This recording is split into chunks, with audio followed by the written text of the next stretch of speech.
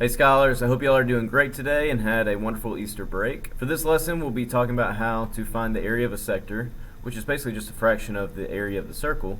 And we'll also talk about how to find the length of an arc, which is basically just a fraction of the circumference of the circle. So make sure you're paying close attention and taking good notes. Let's get going. So before we try to figure out how to find the area of a sector and the length of an arc, let's talk about what sectors and arcs actually are. A sector is a region bounded by two radii and their intercepted arc. So this region right here, this shaded region, would be the sector. So let me name this central angle here. We've got, let's say this is point A, and we've got the center. Let's say the center is B, and this point here is C.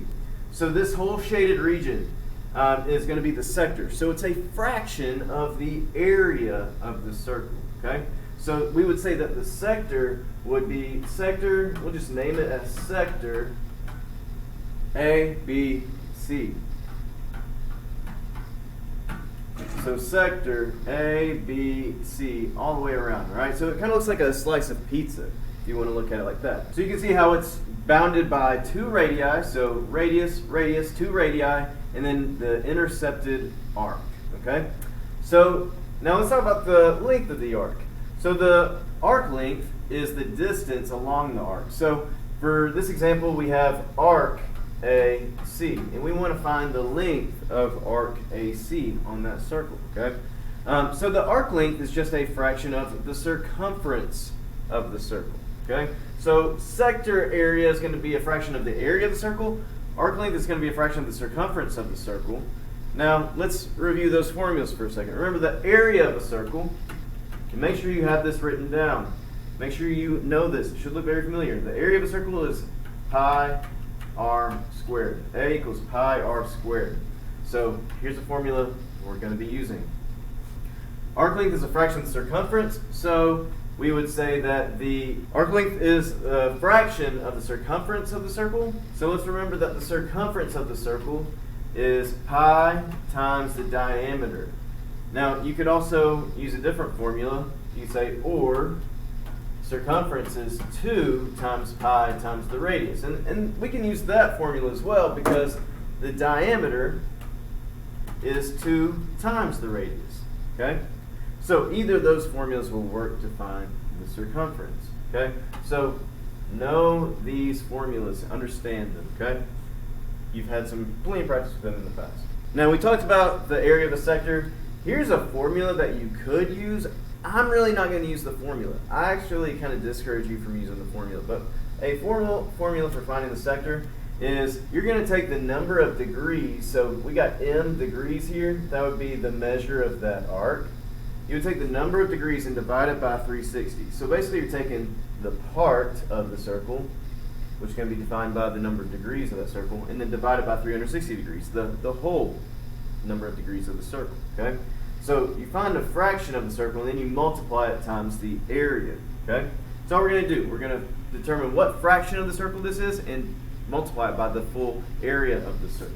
So similarly for arc length, you're going to find that fraction and then multiply it by the circumference of the circle. Remember, 2 pi r is the circumference of the circle, okay? So let's work some problems determining the area of a sector and the length of an arc.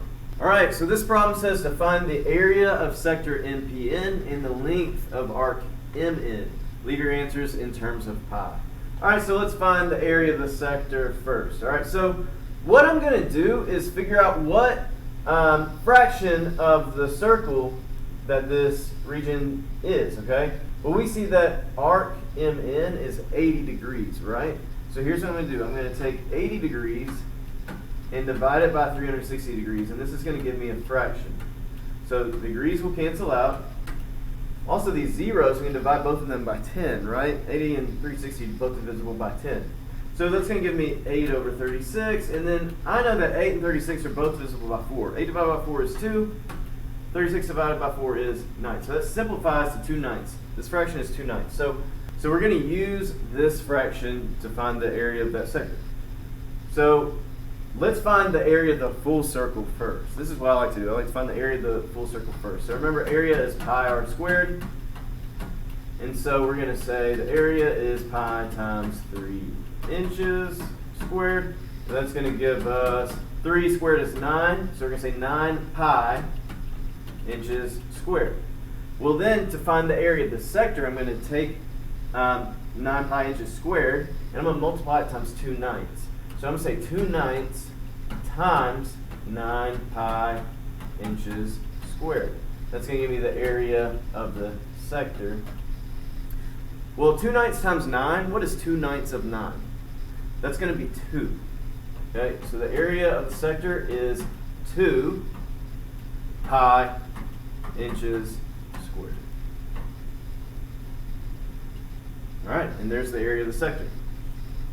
Now, to find the arc length, I already have that fraction of the circle, right? We're trying to find the length of MN. So I'm going to determine what the circumference is. So the circumference is pi times the diameter. And we know that the radius is 3 inches. So that must mean that the diameter is 6 inches, right?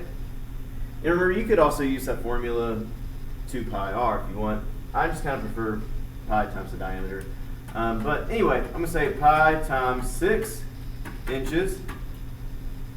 And so the circumference of the full circle is going to be 6 pi inches. Well, then I'm going to take 6 pi inches, and that's right, we're going to multiply it by 2/9. So the length of the arc, which I'm going to just say is L, I'm going to say 2/9 times 6 pi inches. Well, what is 2/9 times 6? Well, I can say this, 6 over 1, right? So 2/9 times 6 over 1, 2 times 6 is 12, 9 times 1 is 9, and then we got pi inches. Now, I can simplify 12 over 9. 12 over 9 is 4 over 3, so 4/3 pi inches. That's the simplified length of the arc MN. All right, now let's do one more example, okay? Make sure you're following along with me.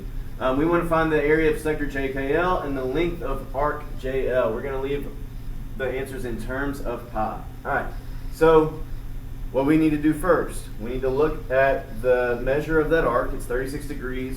We're going to say 36 degrees divided by 360 degrees, right? Well, degrees will cancel out. 36 divided by 360, that's going to, they're both divisible by 36, right? So that's going to simplify to 1/10, okay? So the area of the sector is going to be 1/10 of the area of the whole circle.